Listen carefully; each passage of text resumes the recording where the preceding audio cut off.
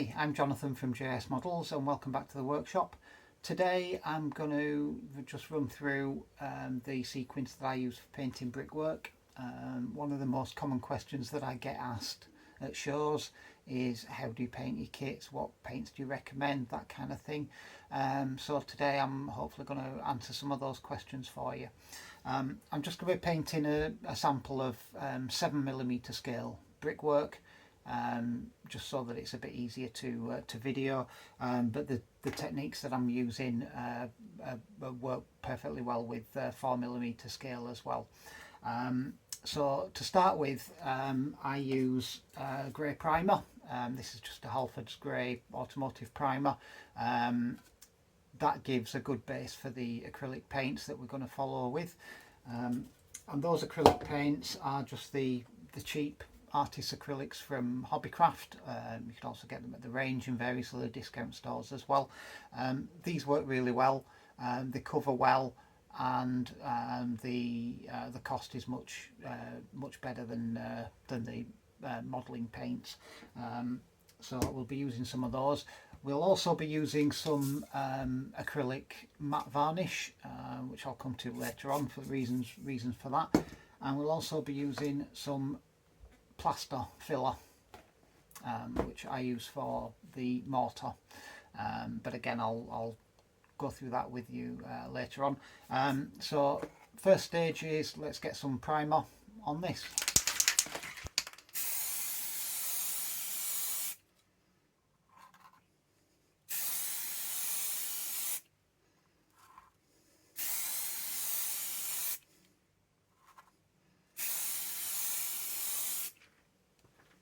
Right, so the primer that we sprayed on earlier has now dried. It's not a massively thick coat. It doesn't need much.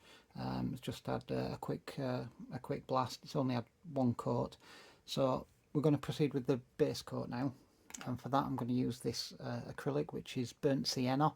I find this is quite a good base coat for brickwork, but obviously the colours of brick vary massively depending on the age of the building and whereabouts in the country it is and what type of brick it is, but this is quite a good starting point.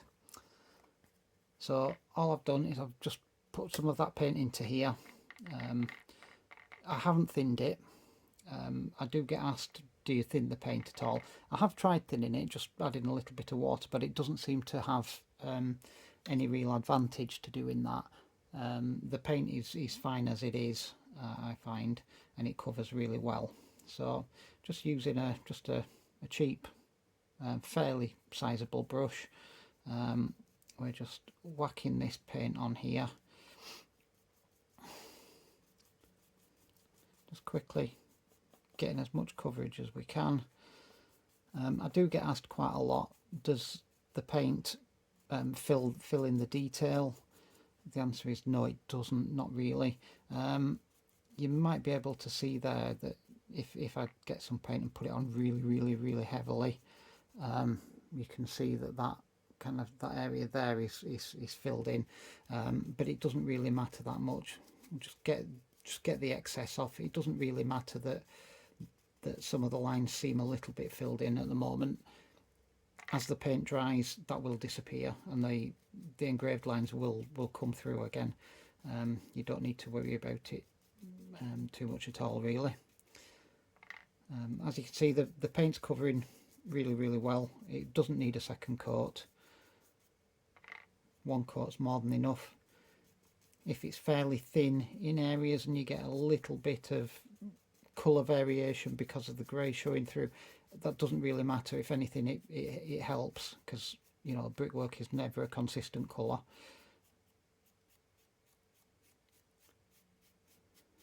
So there you go, that's all done now. So we'll leave that to dry and then we'll come back for the next stage.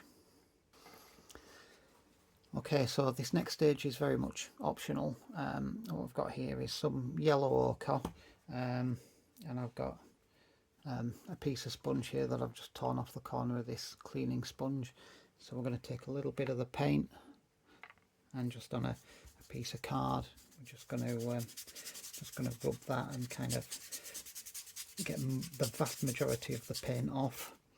and then on the brickwork we're just going to like dab and wipe a little bit, and just to put a little bit of the yellow ochre onto the brickwork, very much like dry brushing, just with a bit of sponge, just to break it up a little bit. Hopefully you can see a bit of colour variation there, and that just sets us up for the next stage, which is to pick out a few bricks, and we'll do that next. So we're now going to pick out a few of the individual bricks, and for that we're going to use a couple of different shades. We're going to use the yellow ochre that we've just used for the sponging. We're going to use some raw sienna and also some raw umber as well, just to pick out a few bricks. So I'm using a much smaller brush than before now. It's much more in keeping with the scale of the brickwork. So what I'm going to do is just wet the brush a little bit. I'm going to take some of this yellow ochre because that's already out, open and out there. And all we're going to do is just paint a little bit on in a couple of areas. It does seem quite harsh at the moment. I'll just get a piece of tissue and just dab some of that off. You don't have to be too accurate with it.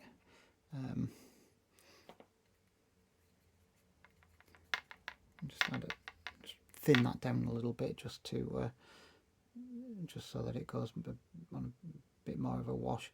You don't have to be too accurate. You just dab it on.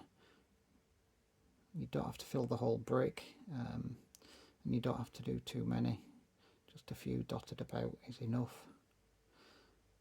I'm not taking a great deal of care, just lightly colouring an odd brick here and there.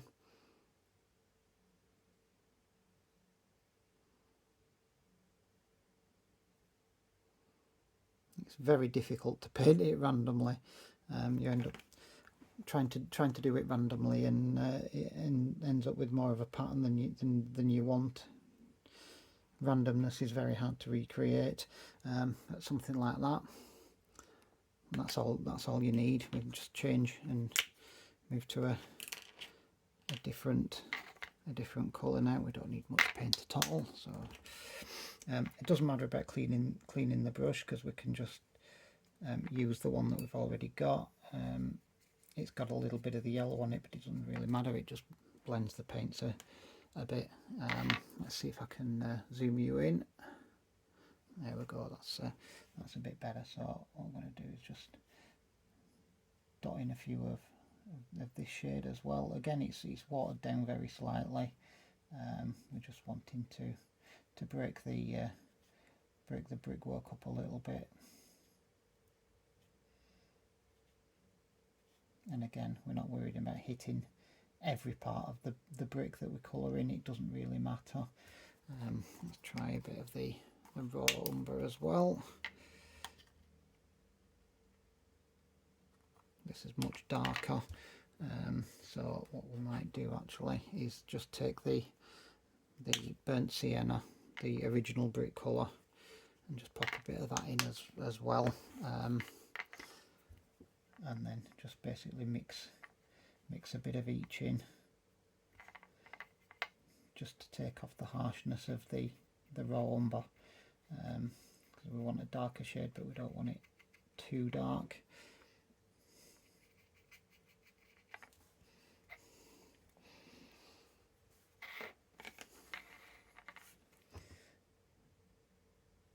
And then we're just gonna again just pick out a few bricks, put a few blobs on. Nothing too ambitious. We're not here to paint every single brick. Let's get a bit more and darken that a little bit more.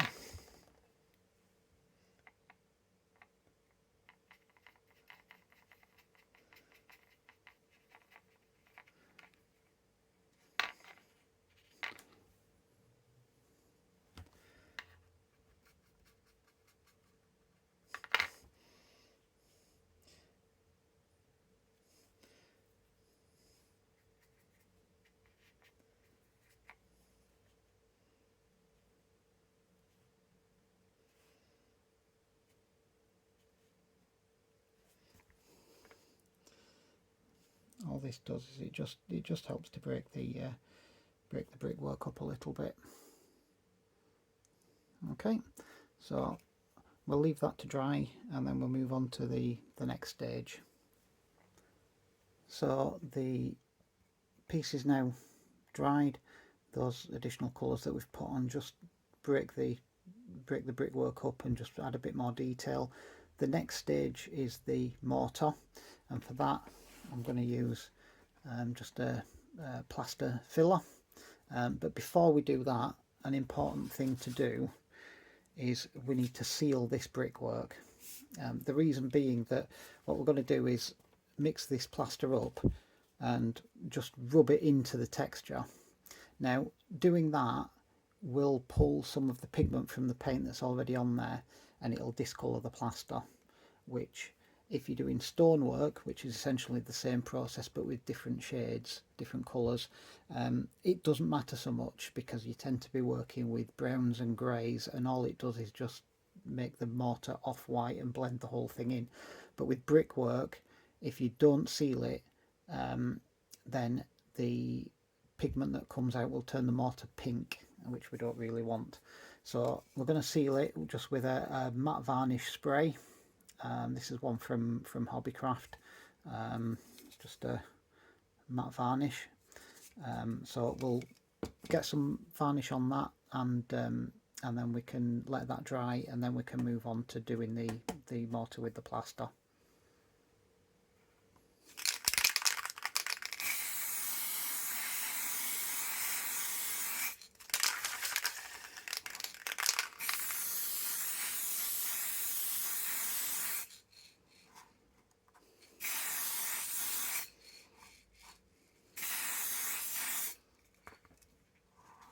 So giving that a good coat of the matte varnish, so we'll just let that dry and then we'll come back to it in a little while and do the plaster work. Right, so we've sprayed that with the varnish and that's had a few minutes to dry. I've just given it a blast with a hot air gun just to try and speed it up a bit. I would advise leaving it overnight to harden fully, but I don't have time for that unfortunately, so we're just going to go with it. So the next stage is to mix up a bit of plaster, and then we can apply that to the brickwork. So I'm just going to take a little bit of the plaster and very carefully tip that in. Oops, a bit much there.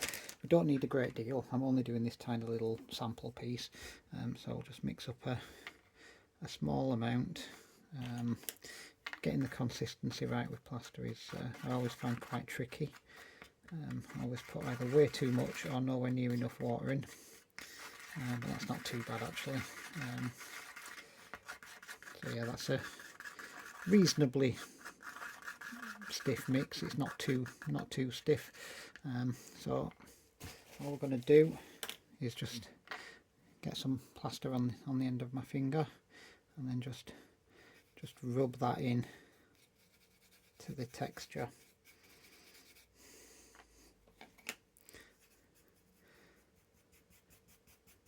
Again, we don't need to be too careful. We want to make sure that we fill all the lines. Just rubbing it in.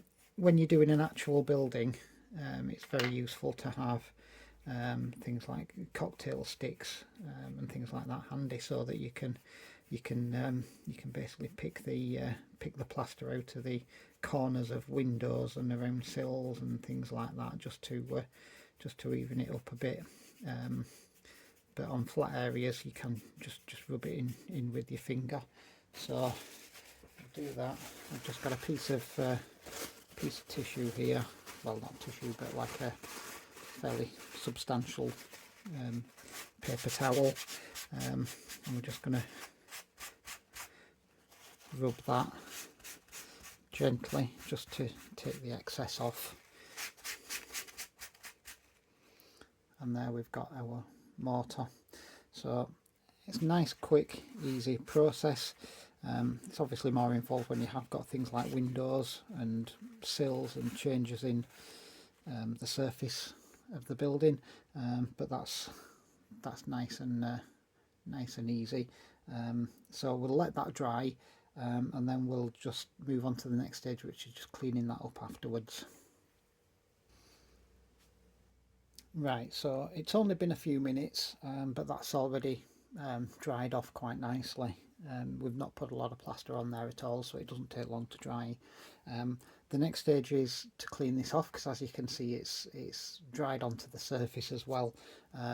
So what we're going to do, I'll just zoom you out, we're going to take a dry microfiber cloth, and we're just going to rub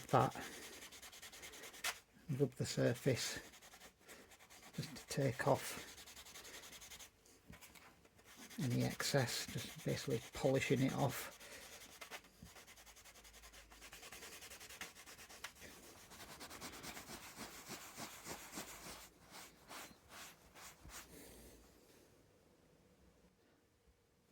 Right, so now that's all polished off, you can see we've got the mortar in between the brickwork there. The surface has come up quite nice as well. It's blended in the colours as well, where we'd picked out various bricks in different colours. It's toned all that down a little bit, and we get quite a nice brick effect.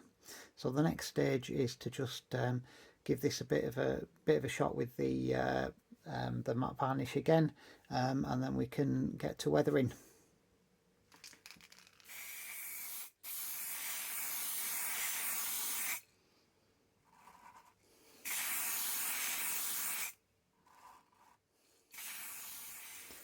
So now that's had another coat of matte varnish, you can see that's looking really nice now. So that's all sealed, and we can get on with weathering it.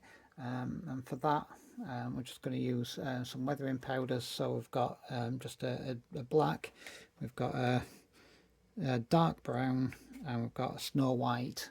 These are from the Home Brawl range, I think. So we're just going to add a bit of weathering to these, just to give you an idea.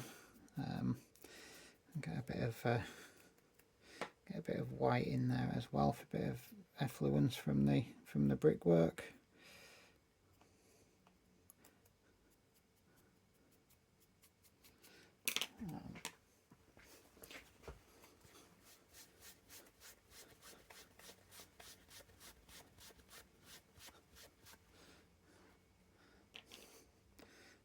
Try some brown as well, just to give it an overall kind of dingy kind of finish.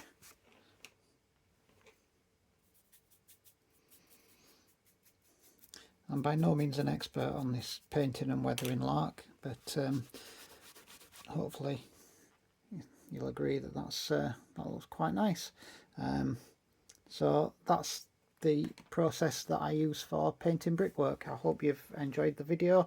If you have, don't forget to like and subscribe, and thank you for watching. Cheers. See you next time. Bye.